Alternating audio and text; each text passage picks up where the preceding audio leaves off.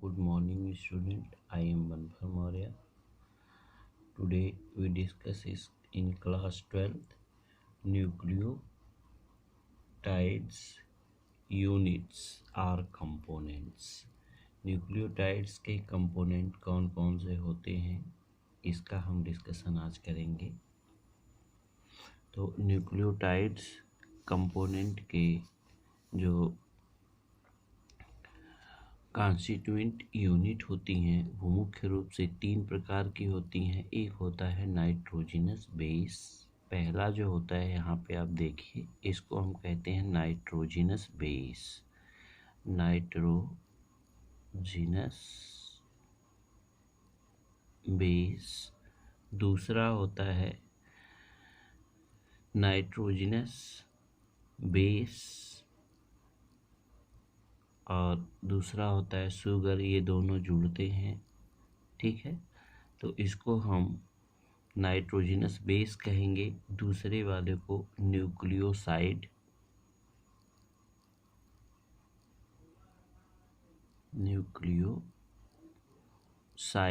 Nucleoside किसे कहते हैं? नाइट्रोजनस बेस प्लस शुगर को। नाइट्रोजनस बेस प्लस शुगर को हम क्या कहते हैं? न्यूक्लियोसाइड। अब इसके बाद जो यूनिट बनती है न्यूक्लिक एसिड की, वह कंप्लीट यूनिट बनती है, उसको हम कहते हैं न्यूक्लियोटाइड।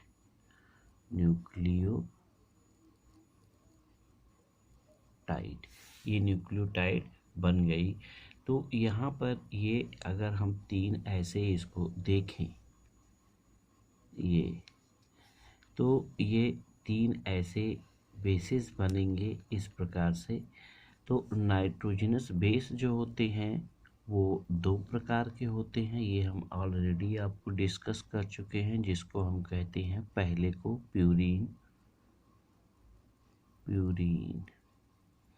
ठीक है। तो प्यूरीन्स जो होते हैं वो यहाँ पे आपको देखने को मिलेंगे, दो प्रकार के होते हैं। कितने प्रकार के होते हैं? दो प्रकार के होते हैं। तो जो पहला होता है उसको हम कहते हैं एडिनिन।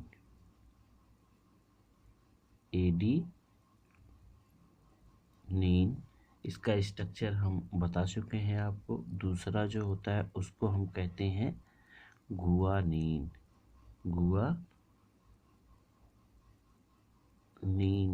तो एडेनिन जब शुगर से जुड़ती है तो वो बनाती कौन सी न्यूक्लियोसाइड है?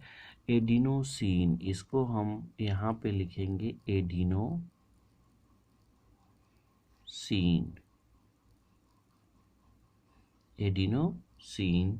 और जो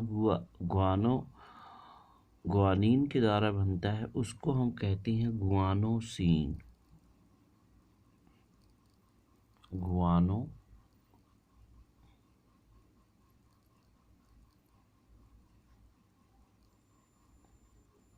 गुआनोसिन, ठीक है।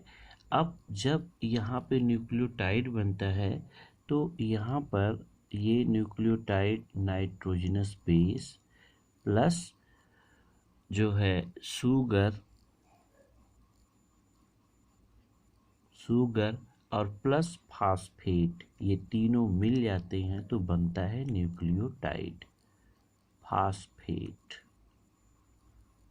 ये तीनों मिलते हैं तो क्या बनाते हैं? न्यूक्लियोटाइड। तो यहाँ पे हम देखेंगे कि जो यहाँ पे बना हुआ है एडिनोसिन, तो जब इसमें फास्फोरिक एसिड लग जाएगा तो इसको हम कहेंगे एडिनिलिक एसिड। क्या कहेंगे? इसके द्वारा जो बना है इसको हम कहेंगे एडिनिलिक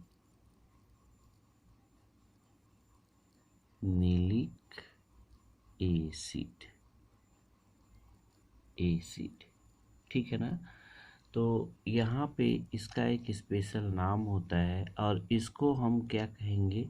गुआनिलिक एसिड। गुआनिलिक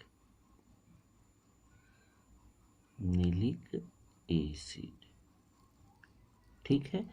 और इसको शॉर्ट फॉर्म में जो एडेनिन के द्वारा बना होता है इसको हम कहते हैं AMP, that is called AMP। इसको GMP कहा जाता है। जबकि जो पिरिमिडीन बेस होता है, यानी हम कह लें पिरिमिडीन बेस,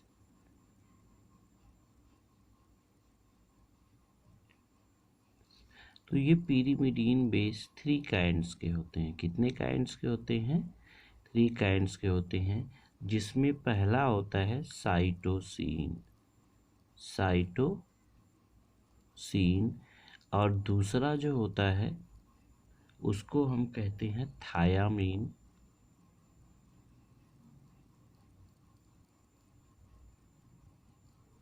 और जो तीसरा होता है इसको हम कहते हैं यूरेसिल।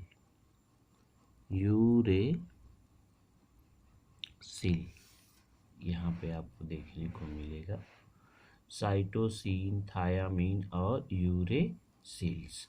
तो ये साइटोसिन से जब पेंटोज शुगर, चाहे राइबोज हो या फिर डीऑक्सीराइबोज हो, तो वो साइटिडीन बनाता है। क्या बनाता है?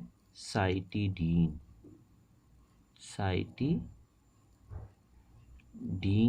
बनाता है। और थायामीन जब जुड़ता है तो वो बनाता है थाइमिडीन,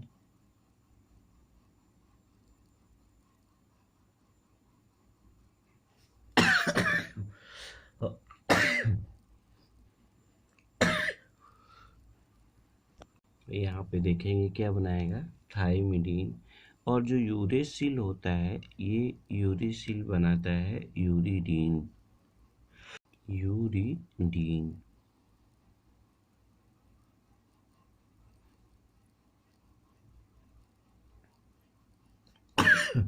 यूरिडीन बनाता है। लेकिन जब यही फास्फेट से जुड़ जाता है तो न्यूक्लियोटाइड की एक यूनिट बन जाती है, जिसको हम साइटिडिलिक एसिड कहते हैं। क्या कहते हैं? Cytidylic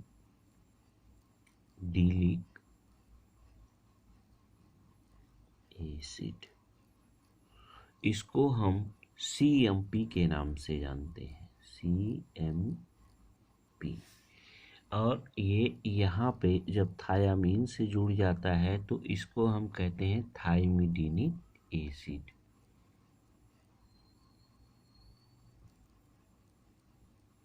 थाइमिडिलिक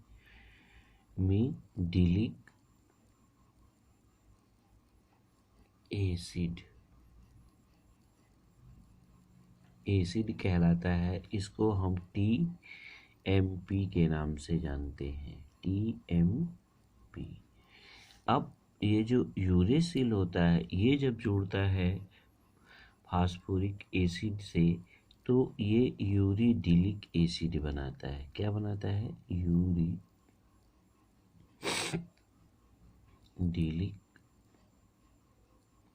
acid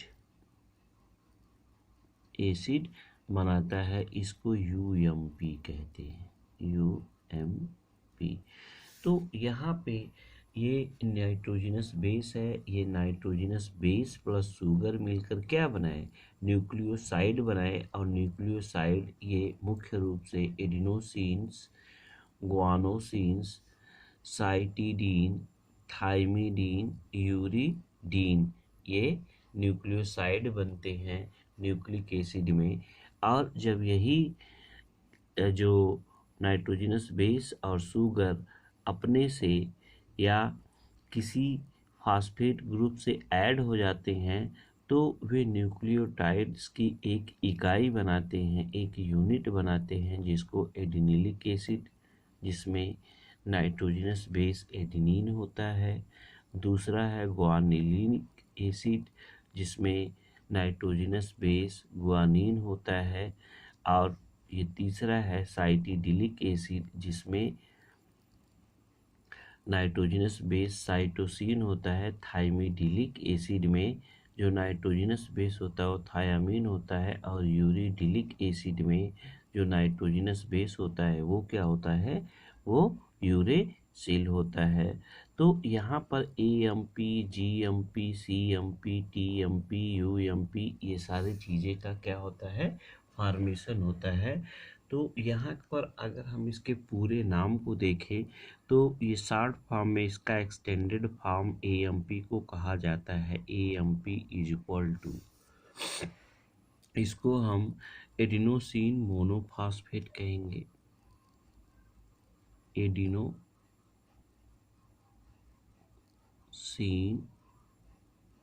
monophosphate,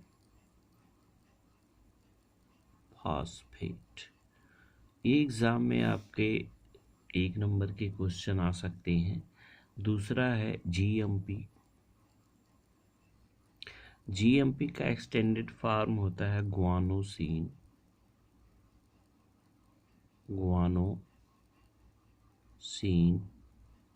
monophosphate.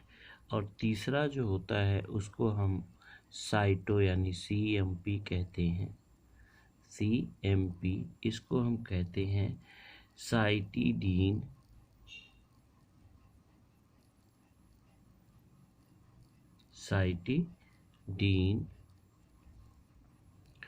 Monophosphate.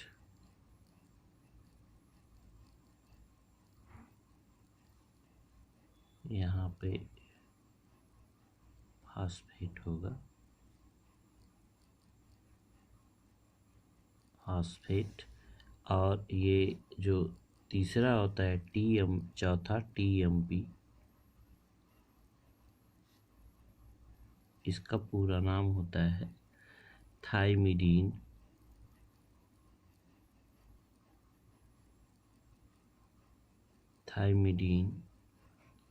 Monophosphate.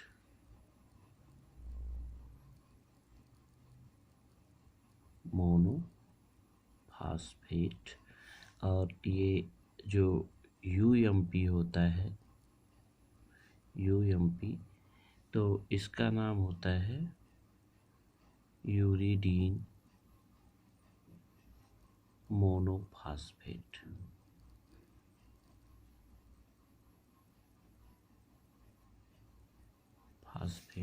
तो इस प्रकार से जो किसी भी न्यूक्लिक एसिड होती है या कोई भी न्यूक्लिक एसिड होती है तो उसके कंपोनेंट को हम दिखा सकते हैं। ठीक है, तो यहाँ पे लिख सकते हैं कि a nitrogenous base link to pentose sugar. यहाँ पे एक पॉइंट, यहाँ पे नोटेबल पॉइंट हम कर सकते हैं कि नाइट्रोजनस बेस जो होता है, नाइट्रोजनस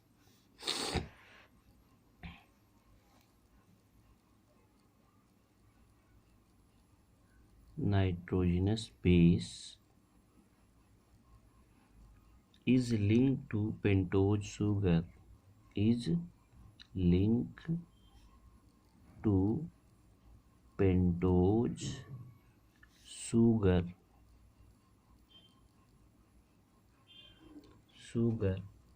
थ्रू ए, किसके द्वारा जुड़ा होता है, through a an glycosidic linkage, N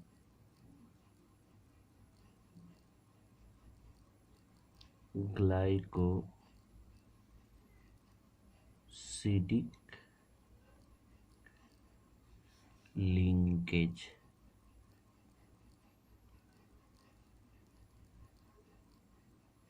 linkage to form a nucleotide,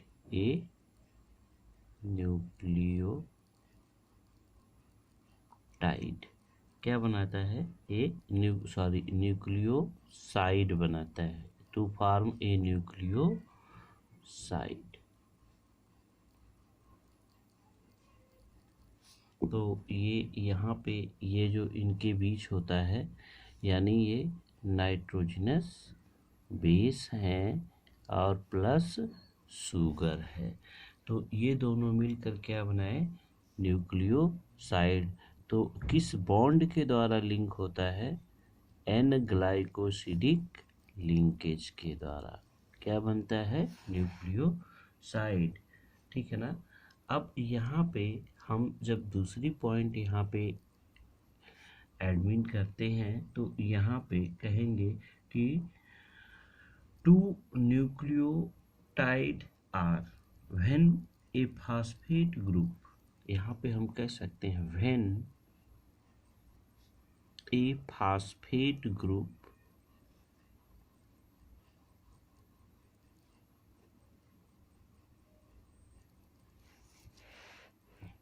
when a phosphate group is linked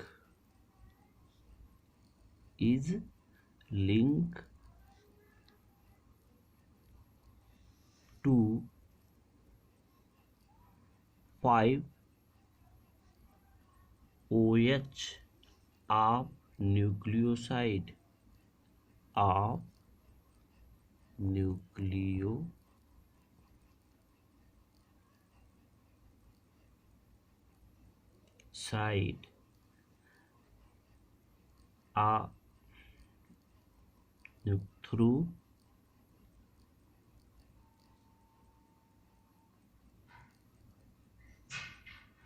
through phospho,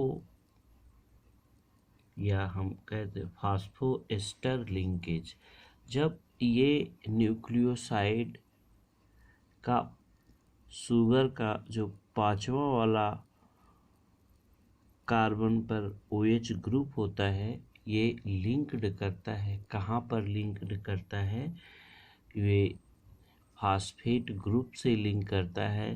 तो ये कौन सा लिंकेज पाया जाता है उसका नाम यहाँ पर बताया जाएगा। वे लिंकेज होते हैं फास्फोएस्टर linkage, through फास्फोएस्टर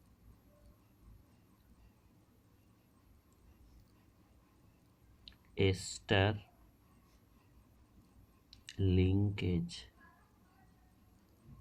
through phosphoester linkage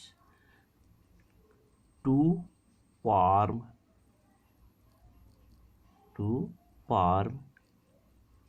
corresponding nucleotide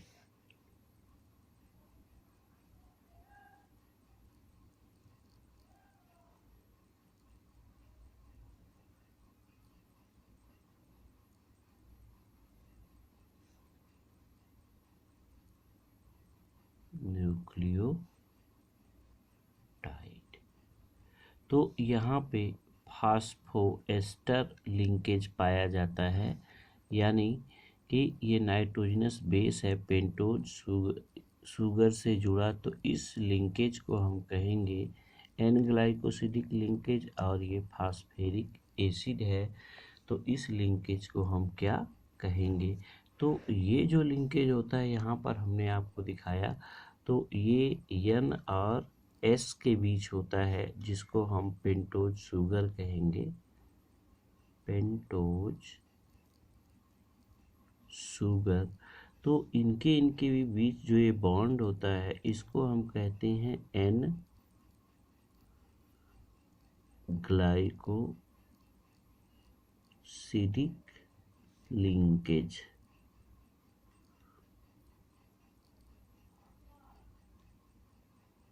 ठीक है। तो ये भी वही है, नाइट्रोजनस बेस और शुगर के बीच जो लिंकेज है, ये क्या कहलाएगा? एन ग्लाइकोसिडिक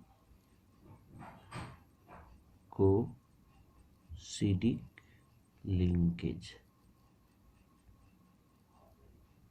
और ये जो बॉन्ड होता है, इसको फास्फोएस्टर बॉन्ड कहते हैं। क्या कहते हैं? फास्फोएस्टर बॉन्ड। तो इस प्रकार से हम देखते हैं कि किसी भी न्यूक्लिक एसिड में जो न्यूक्लियोटाइड की जो यूनिट होती है, वो 3 कंपोनेंट से मिलकर बनी होती है, nitrogenous base, sugar and phosphate के द्वारा। तो नाइट्रोजनस बेस और शुगर एन ग्लाइकोसिडिक लिंकेज के द्वारा जुड़ते हैं, जबकि जब ये न्यूक्लियोसाइड बन जाते हैं तो ये किसके द्वारा जुड़ते हैं, तो वो फास्फोएस्टर बॉन्ड के द्वारा जुड़ते हैं। तो हम यहाँ देखते हैं कि ये जो दोनों कंपोनेंट है, ये और ये, यानी ये जो कंपोनेंट है दोनों, इनको हम क्या कहते हैं, इनको न्यूक्लियोसाइड। और ये जब तीनों आपस में जुड़ जाते हैं, ऐसे पूरे ये तीनों आपस में पूरे जुड़ जाते हैं, तो इस पूरे को हम कहते हैं न्यूक्लियोटाइड।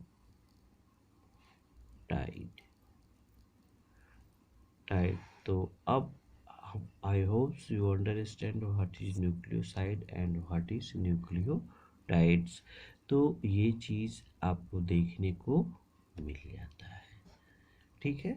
तो आज हम आपको ये इतना बता चुके कि न्यूक्लिक एसिड का जो कंपोनेंट होता है किस प्रकार से जुड़ते हैं, इसका हम स्ट्रक्चरली पूरा डिस्क्रिप्शन कर चुके हैं। हालांकि डीएनए भी हो गया है। तो ये आज के लिए इतना ही।